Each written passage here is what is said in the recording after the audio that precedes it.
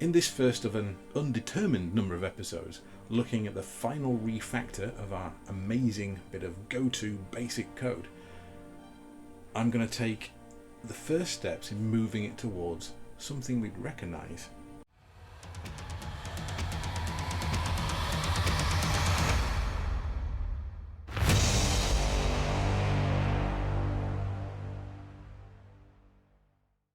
So really the first step is to gather up all the variables that form the internal state, get those so I can see what they are, convert them into something that's pretty much an object or an interface that allows me to have an ongoing persistent state, and then start shifting all the functions that are currently acting on those internal variables into things that are acting functionally, i.e. returning a new state based on the old one and the action required.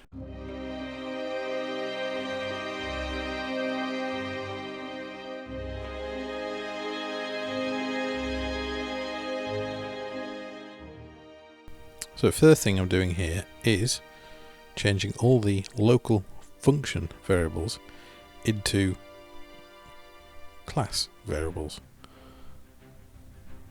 Still keeping them static. I'm then going to extract that into a new class. So I'm going to end up with a class with a lot of static values attached to it. This is just a means to an end to make this into an interface.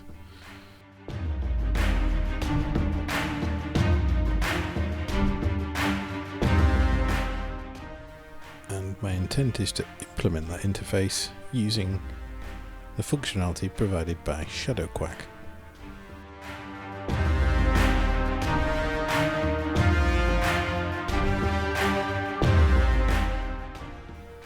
Which I don't have installed, so we're going to install that now.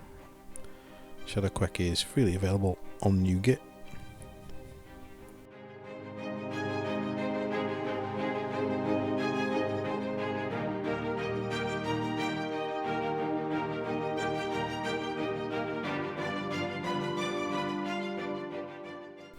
So this static class is not a lot of use to us. What we actually want is an interface. So we're going to change it into one. This is a little bit cumbersome, but bear with me.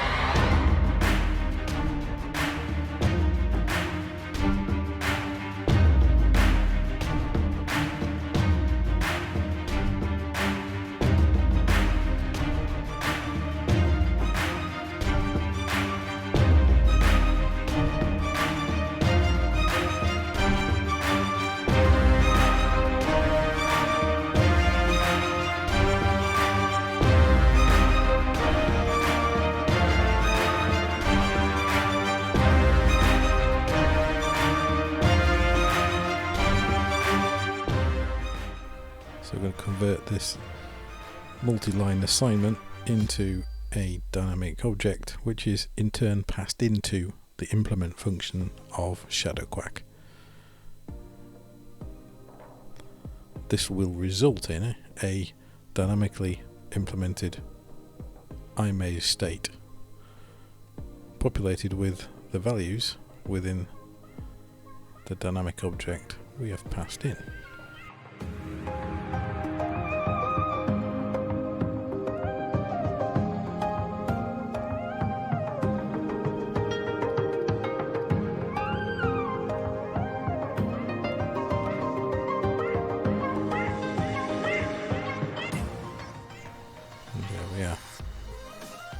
So now the parts of this that are broken are the functions that are attempting to act on the local function variables that no longer exist.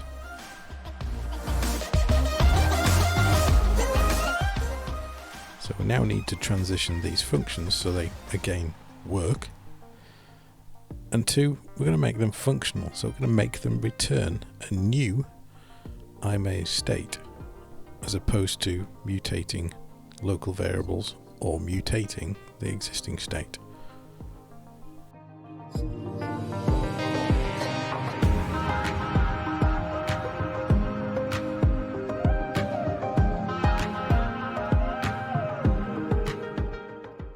To do that, I'm going to use duck merge, which takes an initial object, which can be a dynamic, an object can be of the same type, of a different type.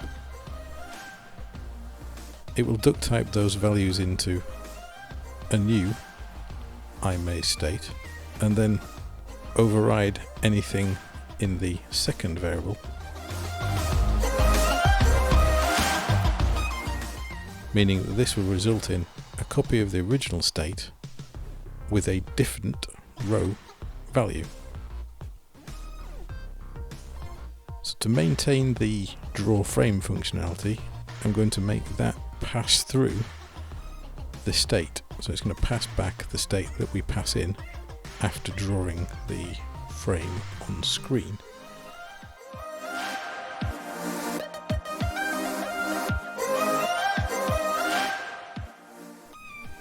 So I can just return because it's passing the actual state through.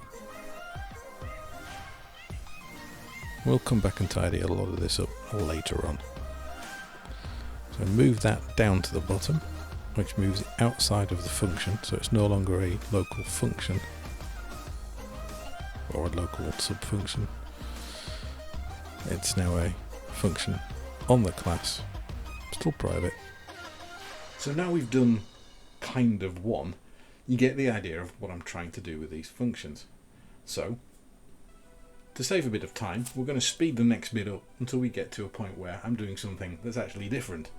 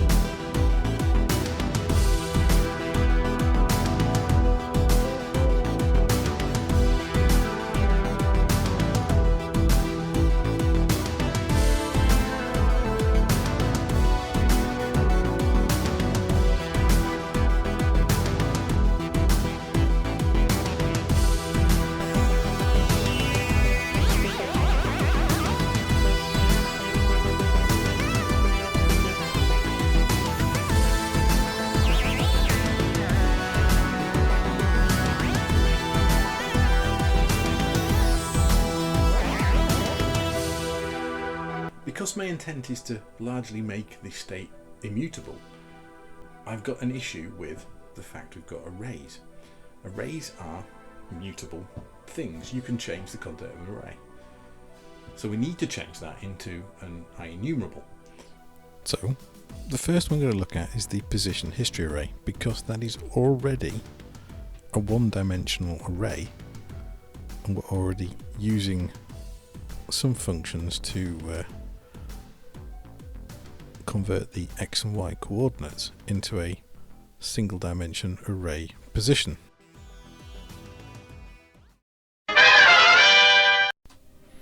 So I spent rather an inordinate amount of time trying to work out the best way to do this as a nice simple lambda expression.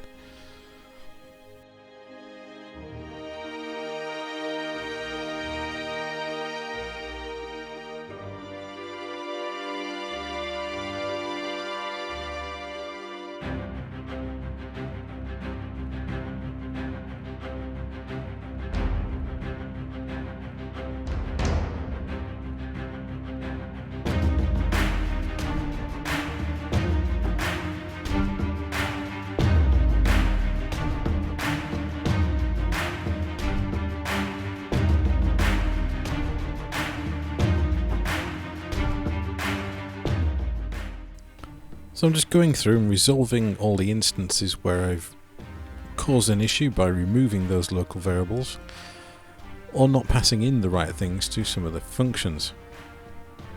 And in doing that, I realised that I've not actually stored the height and width as part of the state. So I need to add those two in.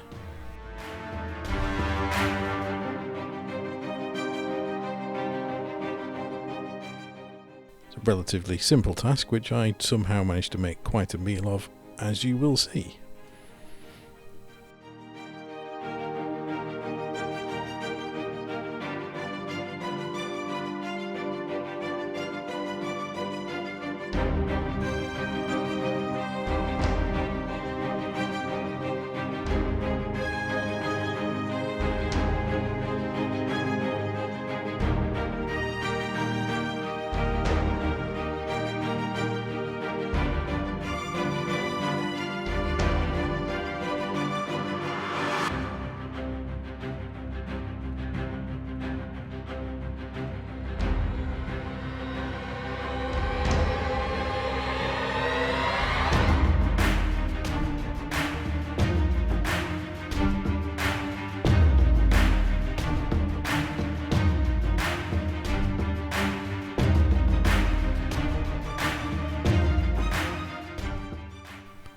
I'm not entirely sure on reflection how much that search and replace actually saved me, or in fact cost me.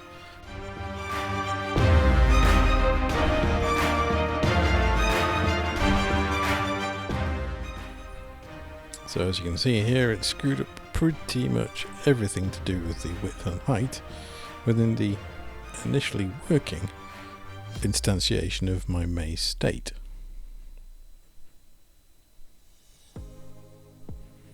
Not overly difficult to rectify, but annoying nonetheless.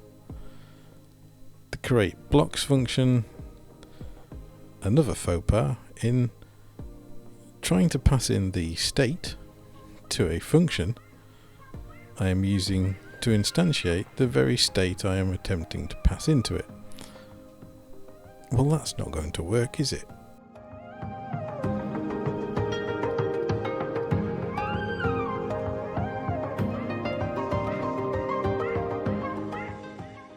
So we're going to have to pass in the height and width as separate variables.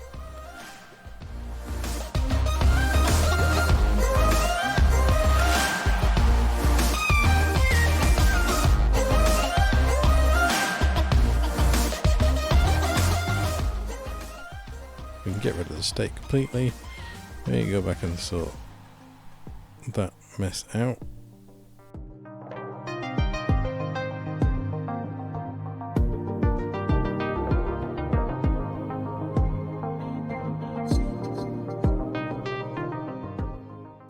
There's nothing that strictly speaking is being complained about, so we'll try and run the tests.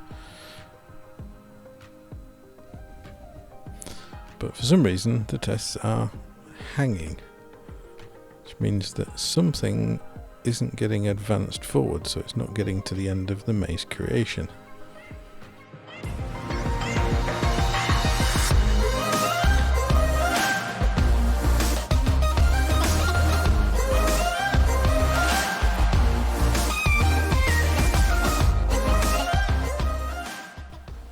Possibly some of you may have already spotted the quite obvious thing that went wrong there.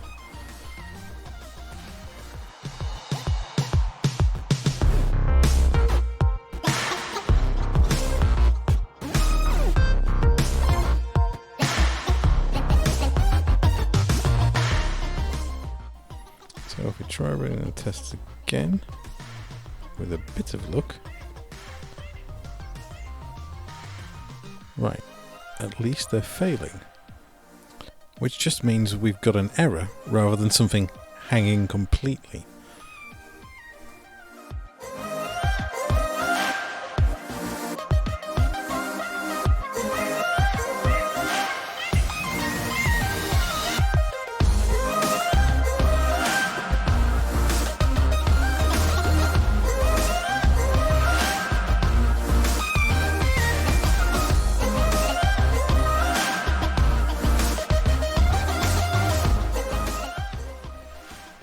this is the lambda expression that I spent quite a lot of time mucking about with.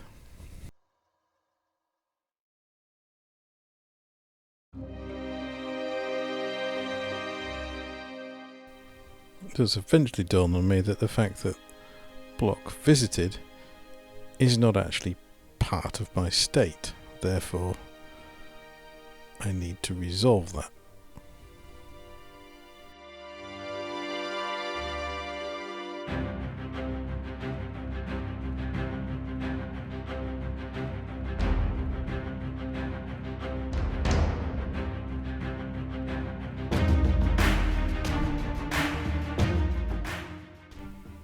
So we need to add BlocksVisited, or BlocksVisited.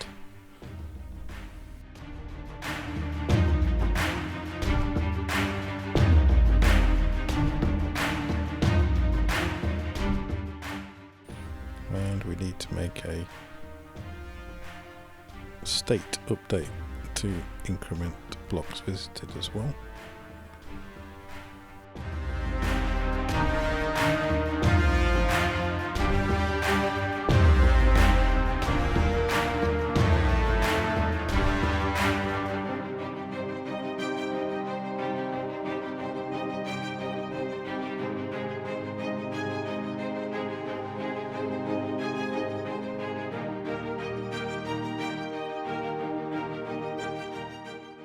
To resolve that, but this isn't going to compile particularly well because I've still got all the places where it's incrementing BlocksVisited. I'm still expecting a local variable and have largely no understanding of the state. So the first thing is a function to increment that BlocksVisited, because that's going to be quite commonly used.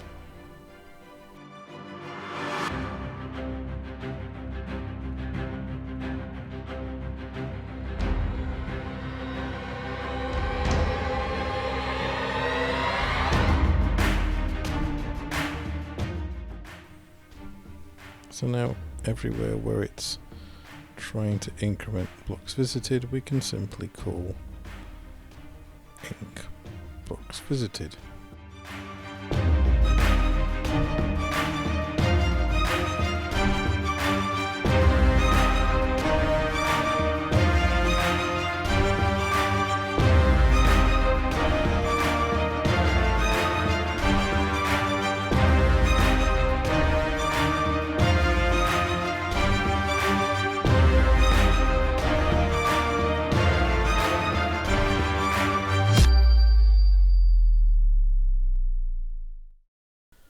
So now we've got a setVisited function, we can pass in a state to that and get back an updated state which has the actual array or IEnumerable updated for the coordinates we've passed.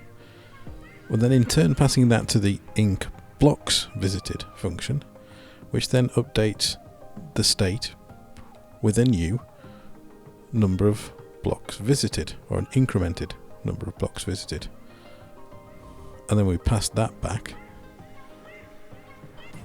into our persistent state.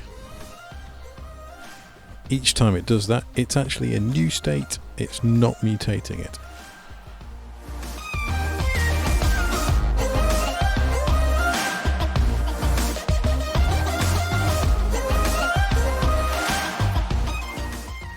And it's just a case of going down each of these functions and doing the same thing, making it return a state based on the state that's passed in.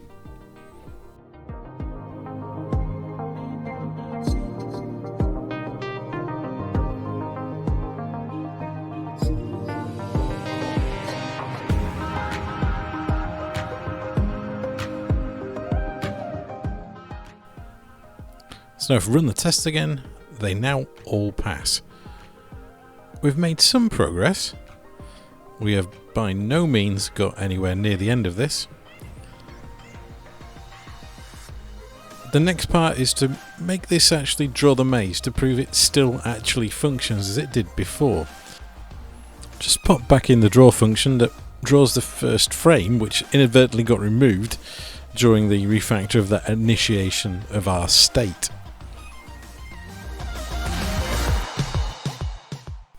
So we can run it. And we can see it draws a maze just as it did before. So, next time, join me again to continue the journey.